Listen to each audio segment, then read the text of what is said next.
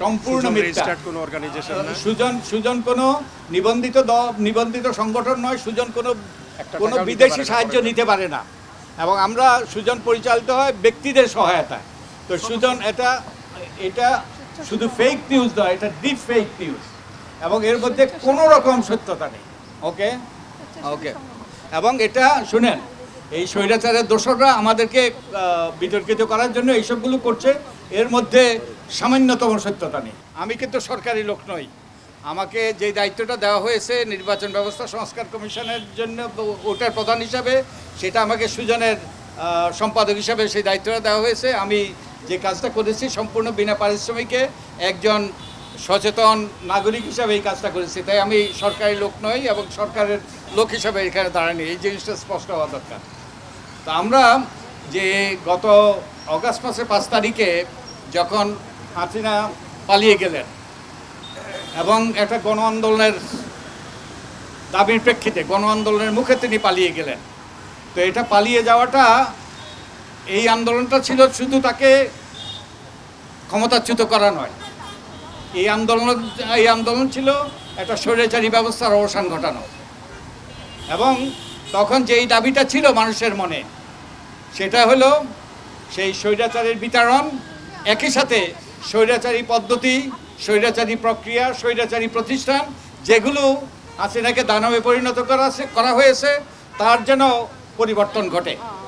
একই সাথে যে যারা অন্যায় করেছে, খুন করেছে, প্রায় 2000 ব্যক্তিকে খুন করেছে, এবং একই সাথে প্রায় 30,000 আমাদের নাগরিককে বিভিন্নভাবে আহত করেছে, নৃশংসভাবে আহত করেছে, তাদের যেন বিচারের আওতায় আনা হয়। হাসিনা তো আর আকাশ থেকে পড়ে নাই, হাসিনা স্বৈরাচারী হিসাবে আবির্ভূত হয় নাই, একটা পদ্ধতি প্রক্রিয়া তাকে স্বৈরাচারী করেছে। তো এই পদ্ধতি প্রক্রিয়ার পরিবর্তন হওয়া দরকার, যাতে আবারও যারাই ক্ষমতায় যাবে তারা যেন হাসিনার মতো আবার দানবে পরিণত না হয়। এই জন্যেই সংস্কার, এই জন্যেই নির্বাচনী ব্যবস্থার সংস্কার, এই জন্যেই সংবিধানের সংস্কার, এই জন্যেই প্রক্রিয়া পদ্ধতির সংস্কার, এই জন্যেই প্রাতিষ্ঠানিক কাঠামোতে পরিবর্তন, ক্ষমতা কাঠামোতে পরিবর্তন। তো এই জন্যেই সরকার 11টা সংস্কার কমিশন গঠন করেছে, এবং আমাকে যে দায়িত্বটা দিয়েছে নির্বাচন ব্যবস্থা সংস্কারের জন্য কতগুলো সুপারিশ উত্থাপন করার, আমরা এগুলো করেছি। আমি আশা করি আপনারা এগুলো পড়েছেন, এবং আশা করি আপনারা এবারে জনগণকে সচেতন করবেন। তো আমার যে আমরা যে উপলব্ধিতে পৌঁছেছি, যে আমাদের নির্বাচন যদি সুষ্ঠু করতে হয়, নিরপেক্ষ করতে হয়, তাহলে আমাদের নির্বাচনী অঙ্গনকে পরিচ্ছন্ন করতে হবে।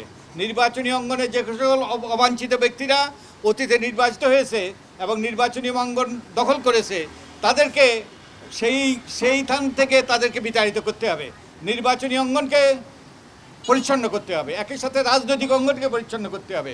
রাজনীতিতেও আমাদের বহু অনাকাঙ্ক্ষিত ব্যক্তিরা রাজনীতি পরিচালিত করছে, এবং আমাদের দেশে দুর্ভাগ্যবশত অনেক অন্যায় গঠিত হয় একটা আতাতের ভিত্তিতে, অনেক ক্ষেত্রে রাজনৈতিক দলের ছত্রছায়ায়। তাই রাজনীতিতে পরিবর্তন আনতে হবে, একই সাথে টাকার খেলা বন্ধ করতে হবে, নির্বাচন কমিশনকে শক্তিশালী করতে হবে, তারপরে নির্বাচনকালীন সময় একটা নিরপেক্ষ সরকার থাকতে হবে, একই সাথে ক্ষমতার কাঠামোতে একটা নজরদারিত্বের কাঠামোটা যেন কার্যকর হয় সেটা নিশ্চিত করতে হবে, যাতে কেউ স্বৈরাচারী হয়ে না হয়ে পড়তে পারে।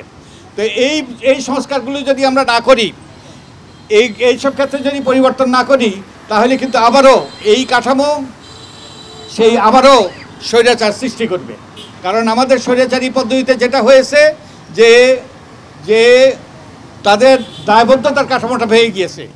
যে স্বৈরাচারী পদ্ধতিতে তত্ত্বাবধায়ক সরকার ব্যবস্থা বাতিলের ফলে নির্বাচন ছাড়াই তারা এই সুন্দর বিল্ডিংটাতে তারা প্রবেশ করেছে, এটা তাদের আখ্যাতে পরিণত হয়েছে। আমরা যখন ওই যে নির্বাচন ব্যবস্থা সংস্কার কমিশনের পক্ষ থেকে আমরা যখন জনগণের মতামত দিয়েছি, এখানে যখন মানুষের সাথে আমরা মত বিনিময় করেছি, তখন অনেকে এসে বলছে এই সুন্দর বিল্ডিংটাতে অসুন্দর ব্যক্তিরা কিভাবে প্রবেশ করে, আপনারা নিশ্চিত করবেন তা যাতে না হতে পারে, তা যাতে না ঘটে। এই সুন্দর বিল্ডিংটাতে লুই খানের সৃষ্টি, যে এটা তো আর্কিটেকচারাল মনুমেন্ট, এই সুন্দর বিল্ডিংটাতে যেন অসুন্দর ব্যক্তিরা আর একটা না গাড়তে পারে, সেটা আপনারা নিশ্চিত করবেন। তো আমাদের এই সংস্কারগুলো করা দরকার, যাতে এটা না ঘটে। এবং রাজনৈতিক দল রাজনৈতিক অঙ্গনও যেন দুর্বৃত্তমুক্ত হয়। তো এই জন্যই সংস্কার। তো আমরা যে এই সংস্কার প্রস্তাবগুলো দিয়েছি, 6টা সংস্কার কমিশন এর মধ্যে প্রস্তাবগুলো দিয়েছে, আমরা এখন এগুলোকে একত্রিত করে রাজনৈতিক দলের মতামত নেওয়ার চেষ্টা করছি। তো আমরা মনে করি যে এই সংস্কারগুলো দ্রুততার সাথে হওয়া দরকার, যাতে দ্রুততার সাথে একটা নির্বাচন হতে পারে। এবং আমরা যদি সংস্কার ছাড়া নির্বাচন হয় তাহলে আবারও পুনরায় সেই স্বৈরাচারেরই পুনরুত্থান করতে পারে। তা আমরা কোনোভাবেই এটা চাই না। তো আমি আশা করি যে আমরা এবং একই সাথে আমাদের আইনশৃঙ্খলা পরিস্থিতির উন্নতি করতে হবে। এটা এটা সকলের জন্য, সকলের দাবি, এটা হওয়া প্রয়োজন। এবং দ্রব্যমূল্য অবশ্যই নিয়ন্ত্রণে থাকতে হবে।